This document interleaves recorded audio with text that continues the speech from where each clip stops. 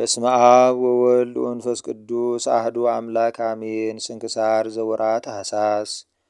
አንድ አምላክ በሚሆን በአብ በወልድ በመንፈስ ቅዱስ ስም ታኅሣሥ 20 በዝች ቀን ከሌዊ ነገድ ከአሮን ትውልድ የሆነ ነቢይ ሐጌ አረፈ።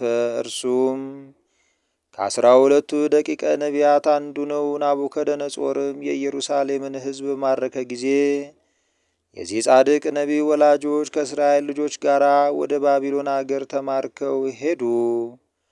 ዳርዮስ የተባለውም ኩርዝ በነገሰ ጊዜ በሁለተኛው ዘመነ መንግስቱ ይህ ነቢይ ትንቢት ተናገረ።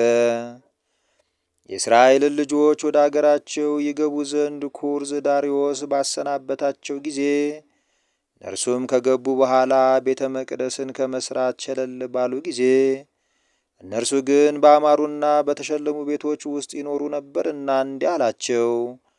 ሁሉን የሚገዛ እግዚአብሔር እንዲህ አለ፣ የኔ ቤት ፈርሷል፣ እናንተ ግን ሁላችሁ ቤታችሁን ታጸናላችሁ አላቸው። ስለዚህ ከምድር በላይ ያለች ሰማይ ዝናብ ለዘር ትነሳለች፣ ምድርም ፍሬዋን አትሰጥም አላቸው። ከሕዝቡም ደጋጎችም ሰምተው እጅግ ፈሩ። የእግዚአብሔርንም መመስገኛ ቤት እንደሚገባ መስራት ጀመሩ።